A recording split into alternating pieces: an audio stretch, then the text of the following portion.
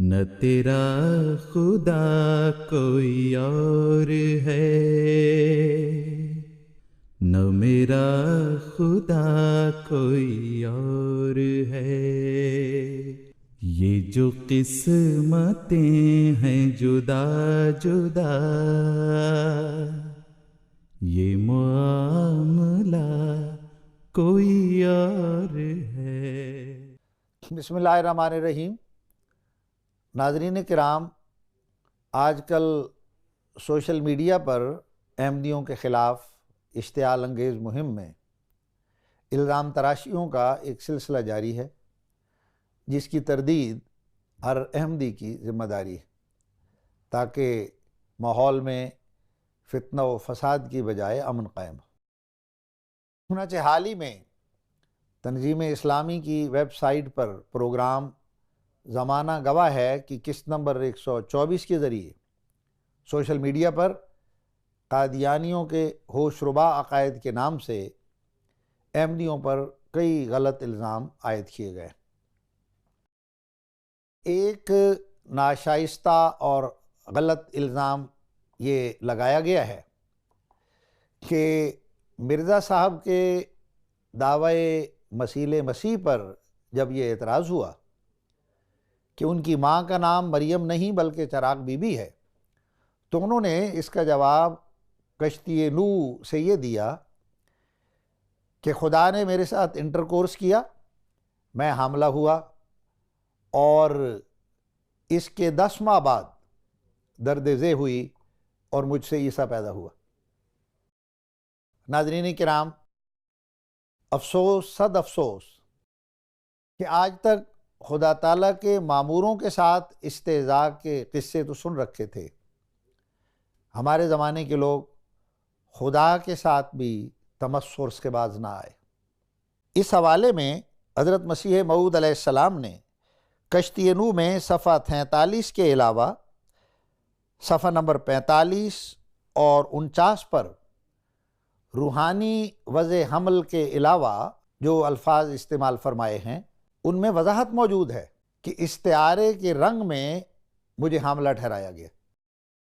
اب اگر تو اعتراض کرنے والے کو استعارے کے معنی معلوم نہیں تھے تو وہ لغت ہی دیکھ لیتے، جس کے مطابق استعارہ مجاز کی ایک قسم ہے، اور مجاز کے معنی پتہ نہیں تھے تو ڈکشنری دیکھتے، وہاں اس کے معنی لکھے ہیں کہ فرض کے طور پر مراد لینا۔ تو حضرت مرزا صاحب استعارہ کہہ کر یہ ساری بات بطور مثال پیش فرما رہے ہیں، کیونکہ قرآن شریف میں سورہ تحریم کی آیات 12 اور 13 میں اللہ تعالیٰ نے مومنوں کی 2 اقسام کے لیے یہی 2 مثالیں بیان فرمائیں۔ ایک مثال فرعون کی عورت سے دی ہے، جو فرعون سے خدا کی پناہ مانگتی تھی، اور یہ نفس لوامہ کے حامل مومنوں کی مثال، جو بدی سے بچنے کے لیے ہر وقت کوشاں رہتے ہیں۔ مومنوں کی دوسری مثال اس سے اعلیٰ درجے کی سورہ تحریم کی آیت 13 میں ہے، فرمایا وَمَرْيَمَ ابْنَتَ عِمْرَانَ الَّتِي أَحْصَنَتْ فَرْجَهَا، کہ اس سے اعلیٰ درجے کے مومن وہ ہوتے ہیں جو صرف بدیوں سے ہی نہیں بچتے بلکہ نیکیوں کو بھی حاصل کرتے،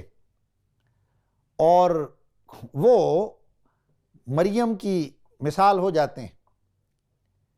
یعنی اعلیٰ درجے کا جو مومن ہے وہ بروزی طور پر مریم ہوتا ہے،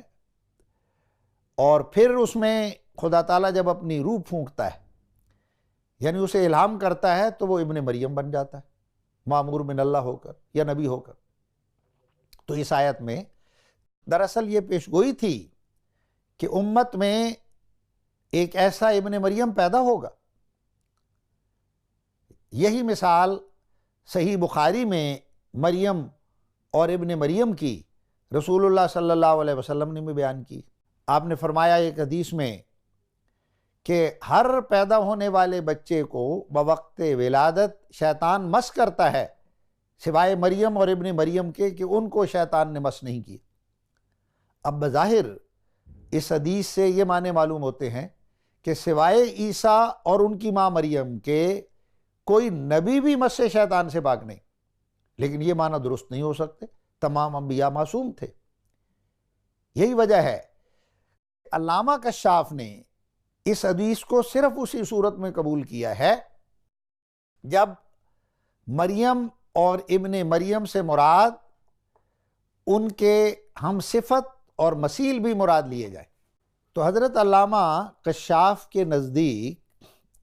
یہ معنی صرف اسی صورت میں قبول ہو سکتے ہیں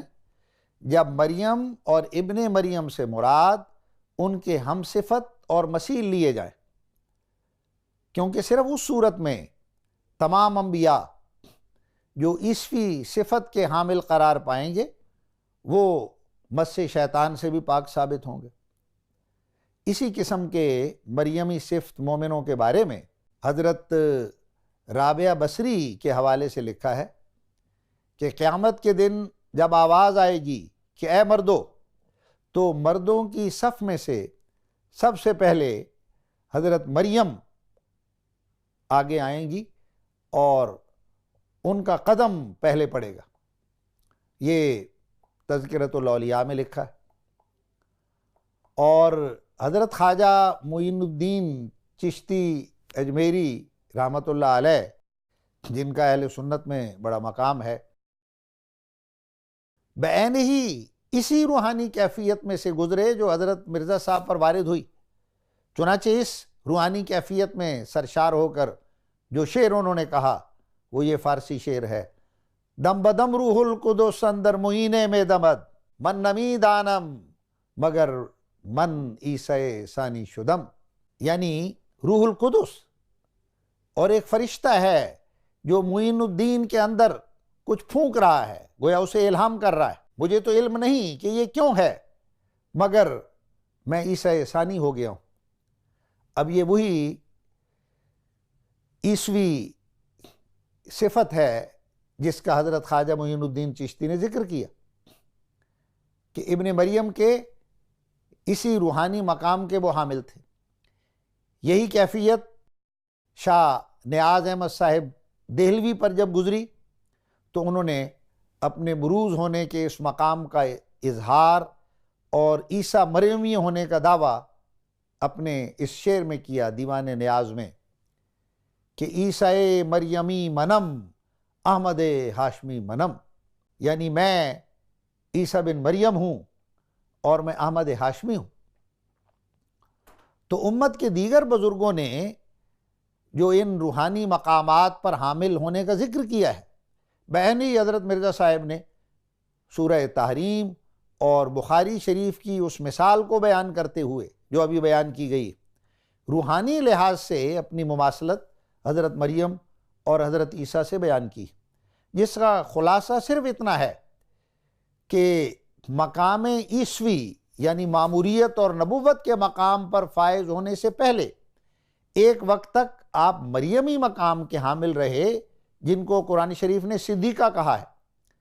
یعنی مقام صدیقیت پر پہلے فائز تھے۔ اور نبوت سے پہلے صدیقیت بھی ایک منزل ہوتی ہے جس سے انبیاء گزرا کرتے ہیں، جیسا کہ صالحیت بھی ایک منزل ہوتی۔ چنانچہ جب حضرت بانی جماعت احمدیہ پر سورہ مریم کی یہ آیت اتری وَحُزِّی إِلَيْكَ بِجِذْعِ النَّخْلَةِ، تو آپ نے اس کی وضاحت کرتے ہوئے کشتی نوح میں فرمایا کہ جس طرح حضرت مریم کے ہاں ولادت ہونے پر ان کی اور حضرت عیسیٰ کی مخالفت ہوئی تھی، میری بھی ہوگی، مگر خدا مجھے ایک نشان بنائے گا اور میرے مخالف نابود کیے جائیں گے۔ یہ وہ روحانی نقطہ معرفت ہے جسے آپ نے وضاحت کے ساتھ اور کھول کر اپنی کتاب حقیقت الوحی میں بیان فرما دیا ہے۔ آپ فرماتے ہیں یہ نقطہ بھی یاد رکھنے کے لائق ہے کہ خدا تعالیٰ نے براہین احمدیہ میں مجھے عیسیٰ کے نام سے موسوم کرنے سے پہلے میرا نام مریم رکھا، اور ایک مدت تک میرا نام خدا کے نزدیک یہی رہا، اور پھر خدا نے مجھے مخاطب کر کے فرمایا کہ اے مریم، میں نے تجھ میں سچائی کی روح پھونک دی، گویا مریم سچائی کی روح سے حاملہ ہوئی، اور پھر خدا نے براہین احمدیہ کے آخر میں میرا نام عیسیٰ رکھ دیا، یعنی وہ سچائی کی روح جو مریم میں پھونکی گئی تھی ظہور میں آ کر عیسیٰ کے نام سے موسوم ہو گئی۔ پس اس طرح میں خدا کی کلام میں ابن مریم کہلایا، اور یہی معنی اس وحی الہی کے ہیں کہ الحمدللہ الذی جعلک المسیح ابن مریم، یعنی تمام تعریف اس خدا کے لیے ہے جس نے آپ کو مسیح ابن مریم بنایا۔